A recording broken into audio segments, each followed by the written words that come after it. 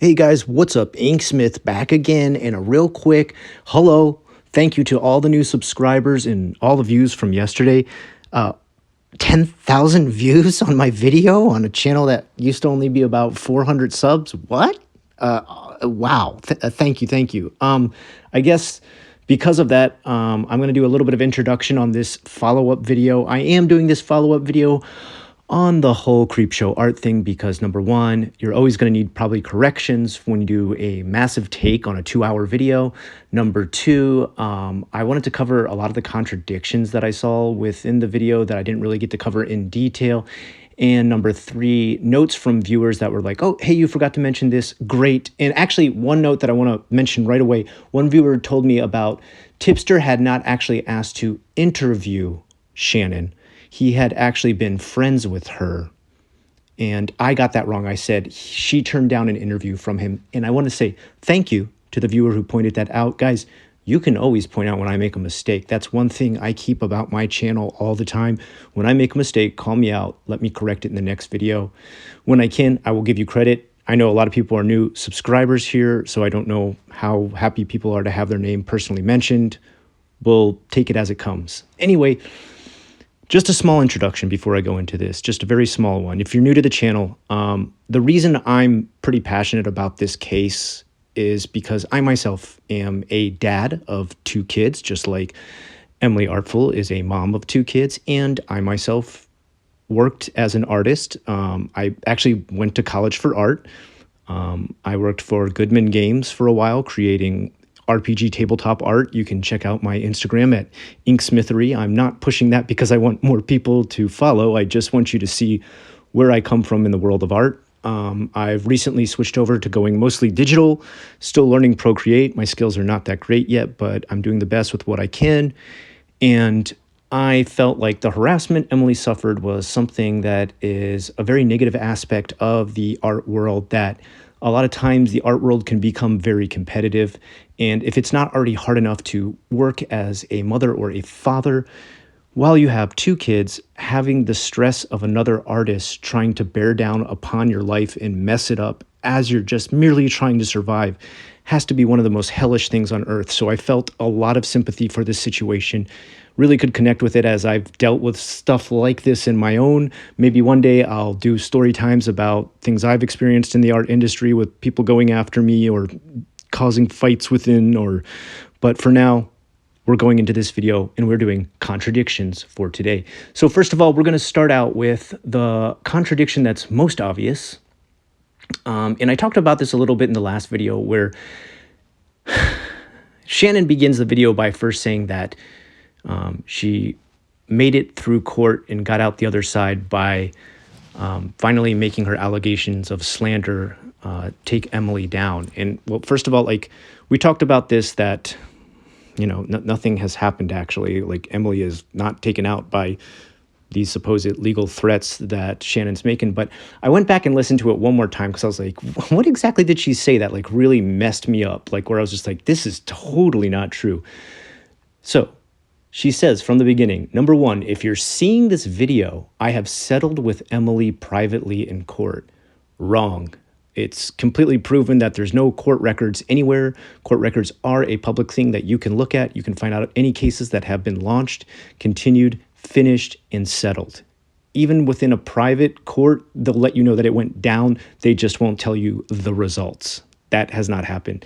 Number two, she says that the stuff and level of slander. Now, mind you, she only says slander, which is kind of weird because a lot of the stuff Emily shows is actually written down, which is libel. Libel is more damaging than slander, and you can actually get more money and go after a person quite a bit more for libel.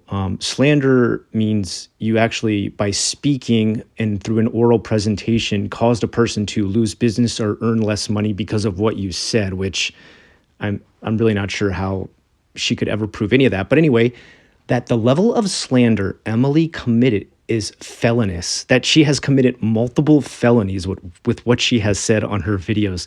Now, I'm not, Mr. Lawyer over here myself. I'm not a genius about the law. I actually live in Japan, so my laws are very different from the US laws. But a felony? Really? Like felony is major jail time, or at the very least, a major financial settlement or payout, or, you know, a time served either through community service. It's way bigger than just getting yourself a misdemeanor. Like after you have a felony, it's very hard to get a job, apply for work.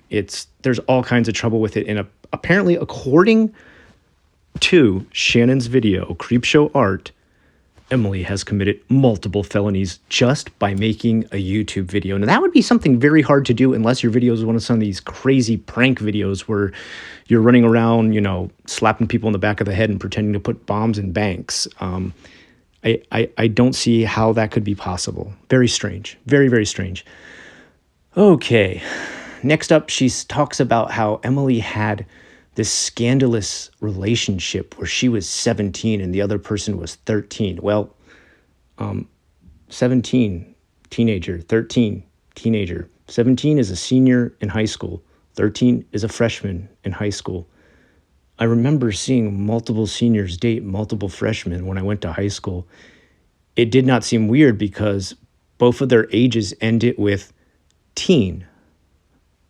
Is this really that weird to people? Like you're just 4 years apart within high school and you date? I mean, maybe if she had hit 18, because some people do make it to adult age, I could say legally there could be a problem there. But 17 to 13, they're still not adults, right? I mean, especially here in Japan, 20 is adult. So she's 3 years under the age of adulthood here. That was a very strange point to make. It added nothing to the conversation. Next one, she kept contradicting herself constantly on this. She kept saying, there's a lot more that I would show you, but Emily has deleted everything. But then she would also be like, it has also been archived completely on her private Facebook. So there's a couple questions that keep going back and forth when you say she's deleted everything, but she's also archived it on her private Facebook. So are you telling us you're at it on her private Facebook? And if you are, how? Did you make a fake account in which you convinced her to add you? Did you stalk her until you got access to this private account? And if it's archived, then how is everything deleted? Like, you'll notice this kind of contradiction comes up nonstop. It's insane. Okay, the next thing up was she was using drugs at the time. And if she had stopped using drugs, she would have never said that she was still using drugs. And also she goes into mental problems that she had at the time. And apparently she quotes her as saying that she had BPD, OCD, brain damage. But what I'm trying to add all together here is that drugs, mental illness, BPD, OCD, and brain damage were all things that she says Emily used as excuses when she talked about all the problems that she had in her life. But again, we're talking about when she was 14, sometimes as young as 12, which is not even a teenager. And she's going back on posts like that. What? So should I totally punish every person on TikTok right now that fakes a mental illness when they finally become an adult and they look back on that and realize how cringe it is? Are we going to forever punish people for things they did as a child? I mean, 12 years old is not even a teenager yet. Are we punishing people for things they did as kids now? I had some friends that stole some of my pencils from my pencil case. Should I just never talk to them ever again? Back in, second grade, they did that. I'm really upset still. I probably should call the police and have them arrested as thieves. How far back are we going to go and keep blaming people? I guess she's trying to use this as a sense of being a hypocrite that, well, she's done bad stuff in her past too. Look, back here, she lied about having all these mental diseases and brain damage and OCD and drug use. And she was using drugs this time, but she wasn't using drugs this time and just tried to use an excuse this time. Yeah, you know what? Maybe you're right about all those things. When she was 12 to 14 years old, she lied about those things online and she did it to get attention. Let's say the worst possibility. That's what she was doing. So that it doesn't make her someone we should accuse of being a hypocrite now. If she was still doing that now, that would be hypocritical. But she's changed because she's become an adult. And she probably looks back on that part of her life. And the fact that you have to go that far back to try and call her out is, again, like I said in the last video, that looks worse on you than it does on Emily, that you have to search so far back. And then on top of it, that you even have these records from being 12 to 14 years old. Dude, it's creepy. I don't think I have anything from any of my friends who were, that young at the time. I don't have like old AOL instant messages saved or MySpace pages saved like that. What? Okay. The next one up is and this is what I literally wrote this stuff down so I could repeat it as verbatim as I could, but I'll probably be paraphrasing at some points just to keep it brief. I don't want to go on forever. And when she said Emily has assaulted enough people to have so many police reports that she can no longer go to college or get a job, and that Shannon, never had anything to do with her not getting into a college or not getting a job or getting fired, that Emily has assaulted so many people that was really what the problem was, keeping her fired from jobs and stuff like that. Really? Again, like, if you make all these legal claims, and one of them was about like that she attacked Anthony. This is, if you don't already know, Shannon, Creepshowart's husband, now still currently, but used to be Emily's boyfriend, obviously ex-boyfriend now. She's married to someone totally different. And apparently this happened with Anthony at one point and multiple other ex-boyfriends, where she like went crazy and attacked them.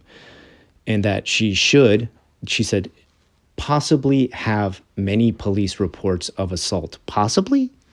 I mean, I guess I could possibly have robbed a bank and murdered multiple people.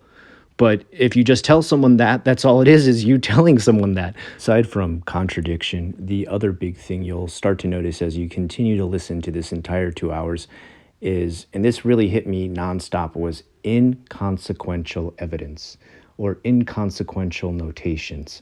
That means they don't have anything to do with what the fight was about between these two. They don't have anything to do with the stalking. They don't have anything to do with the drama involved. They're just like added things to try and attack Emily. So one of the most extreme examples of this is Shannon goes into this rant about Emily said she had met Anthony's step-grandmother, and that's not true. Okay? So, like, how does that add anything? There's nothing there about how that would have affected Anthony negatively. Did that affect Creepshowart negatively? Did that involve stalking? Like, who cares? And also, where is Anthony? Like, the last part I just talked about was Anthony supposedly got attacked. Anthony says that Emily never talked to his step-grandmother. Where is Anthony to defend all this? Anthony, does Creepshowart do all your talking for you? Are you okay? A lot of the evidence Creepshowart plays up continues to pretty much confirm everything that Emily already said. It looks super sketchy. So, for example, she starts to play these old clips of Emily talking about things people tried to do to harass her in the past. And she tries to be like, look at all these other different people that harassed Emily. She says it's just us, but she keeps naming all these other different people. Guys, it's really obvious she's using aliases. She's using different names. She'll even start by being like, all right, let's call this person so-and-so. Yeah, that's called an alias. It doesn't mean she had like, some sort of mental disorder where she saw people as multiple different beings living on Earth. She's just giving people aliases, or AKA. She's not trying to use people's real names because she does realize some of the things she's talking about may be a bit defamatory and hurt people. But she's taking the time to go out of her way to invent new names to keep people innocent on the internet. And something, of course, Shannon never does. And on top of it, the people that she talks about when she makes up these names, these aliases, and the stuff that Shannon decides to play is Emily talking about how one of the people in her past, she says, let's call this person Sam. He sent me a really weird fake Microsoft Word legal document that looked like he had just made it himself. And she said, see, she always tries to talk trash about us, but isn't that just everything replaying again? As I said at the beginning of this video, there seems to be a bunch of fake made up charges, fake legal papers. And Emily's talking about a person with an alias doing this in the past. How much do you want to bet Sam is Anthony? That all these different names she makes up is just Anthony and Shannon doing it again and again. It's always a girl and a guy who do this stuff, and she tries to make on like it's other relationships she had with other artists and their exes and her ex-boyfriends, and she was just so crazy. She was harassing all these different people at different times. No, she's just been giving you different names through the multiple different stories. When you have as many videos as she has on her channels, you're probably not going to remember the alias you gave to the people in the last story you told about your life. It's crazy.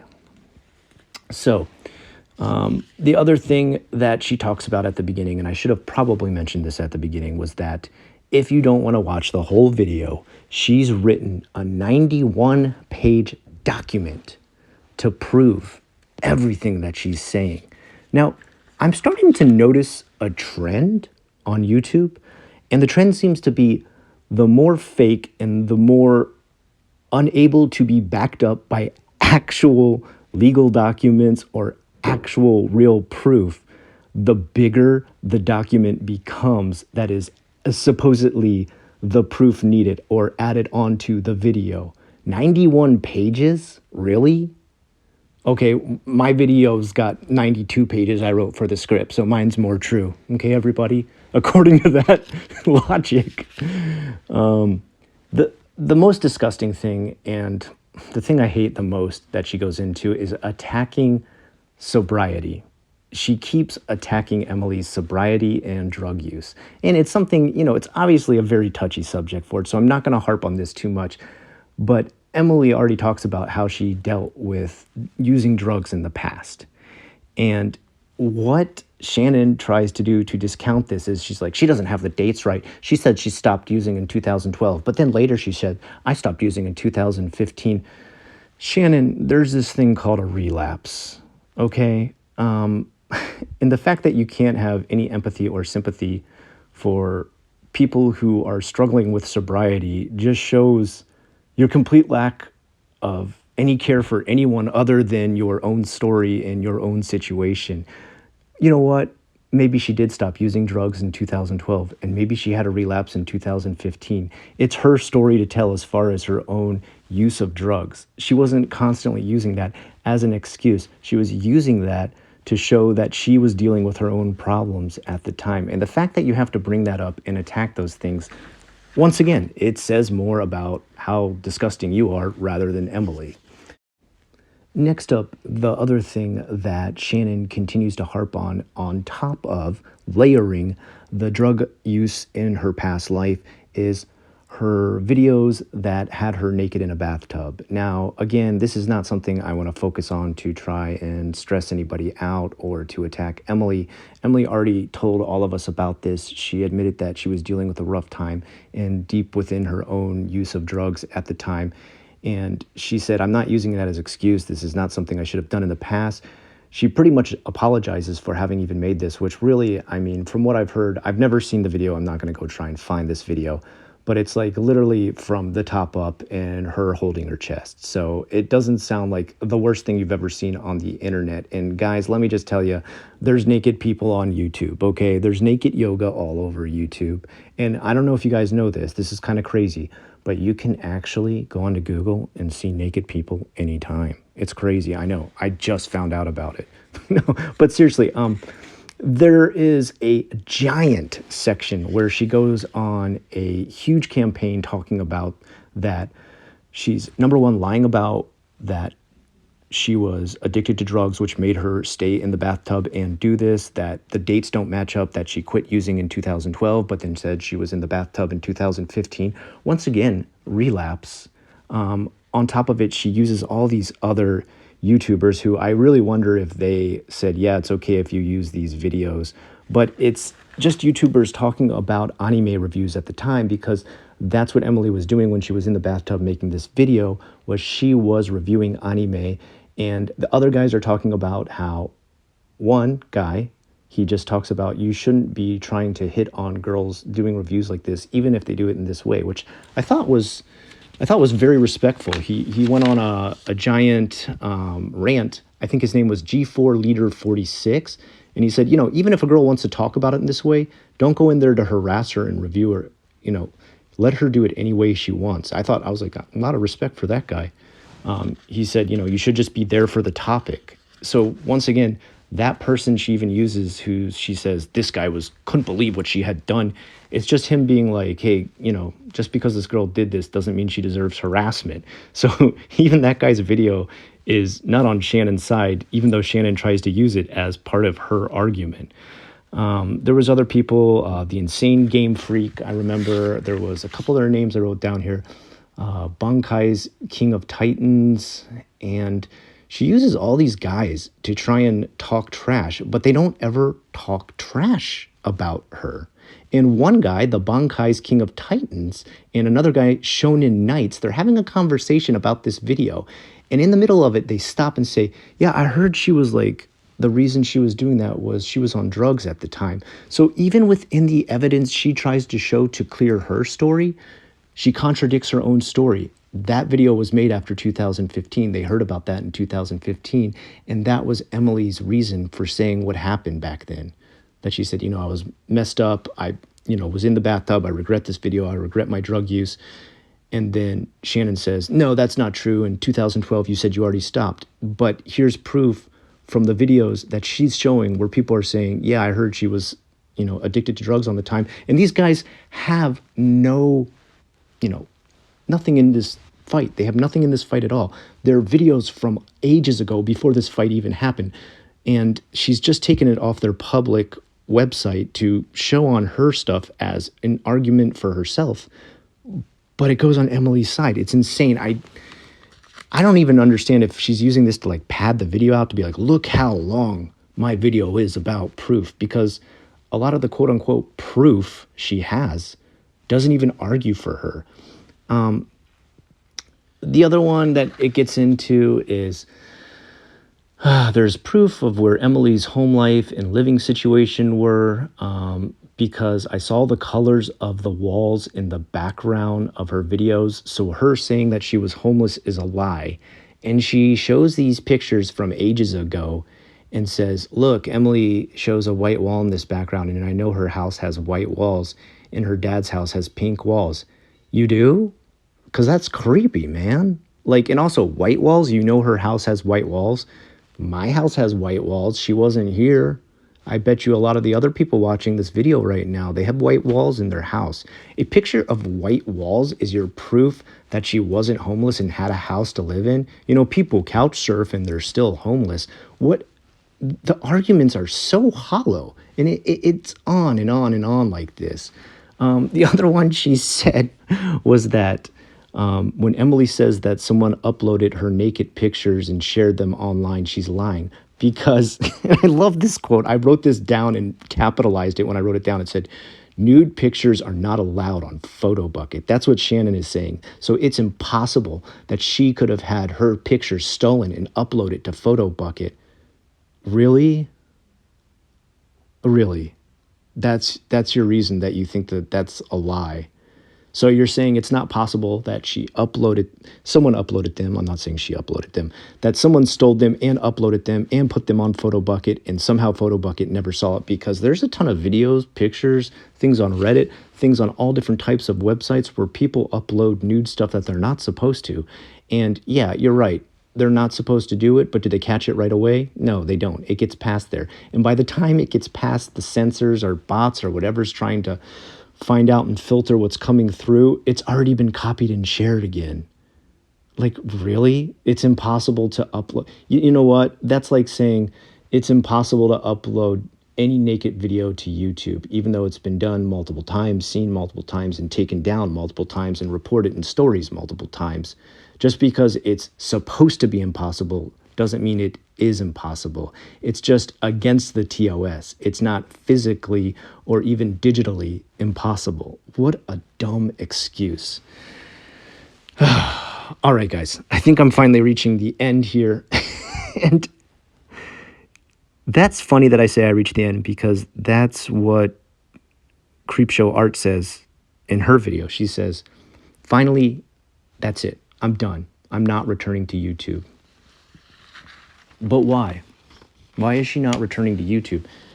This, according to her, is the video that she is making to, number one, show she settled with Emily privately in a legal matter. False. No, she hasn't. And two, for prosperity. And to pretty much redeem her from what has happened in the past. To, I guess, get her vengeance and show and clear her name. So if the video actually did that and she believes it did that, and I really think Shannon Creepshowart thinks this video completely clears her of everything. But why leave then? Why leave? If this is the video that was supposed to really clear your name, if this was supposed to finally show us the light and make us realize Emily is the real villain and Shannon has been the good guy all along, then why leave? She talks about all my friends online have abandoned me now. And even my real life friends, I only have 2 of them and I don't even know them anymore. But let me ask you this. Is Emily in that same position? If she's really the bad guy, shouldn't she be in the same position? Shouldn't everybody disappear from Emily's life, never want to talk to her again? She lose all her real life and digital friends? No. In fact, quite the opposite has happened. Everyone's gathered around her, supported her, wished her the best, and helped her. Because, you know why? It's very clear everything she said was backed up by quite a bit of evidence. Sure, there's some small things here and there that she doesn't have 100% proof of. And there's even parts where she stops and says, I wish I had something to show for this, but I don't. All I can do is tell you what happened. Did she have a crazy past? Yeah, it sounds like she had a pretty crazy past. All right? Guess what? Welcome to the art world. I can tell you, as a guy who's grown up all through art college, got his bachelor's in fine arts. Yeah, we tend to be a little bit wacky sometimes. And I don't even mean, I'm not trying to make some kind of crazy excuse about mental illness or, we live a wild party lifestyle. I'm just saying we're creative, and sometimes very creative minds think of some very creative ways to spend their time. Okay? That's just our thing. So that's it. That's my final take on this. I'm not probably going to do any more videos or follows up on this. I just once again want to say thank you so much for all the new people, all the awesome comments below. I try to respond to everyone. If you stay here and you like what I do, you'll be seeing more of my artwork that I draw every day that I make a video. I post all of it to Instagram on Inksmithery, and I'll link that, my Discord, and talk to any of you who want to talk in the comments below, whether you agree with me, don't agree with me, or you want to correct something I said. I actually look forward to any corrections you want to make to the video. And I hope to see you next time, where I might try to finally do an AMA because my other channel's doing that. And I've got so many new people on this channel that I probably should do it for this channel. I can't believe I hit 600 subs as of last night. I was super stoked when I hit 500 and didn't expect another 100 to join. So thank you. Once again, thank you so much. You guys rock. And I've been the Inksmith. I hope you have a great rest of the day.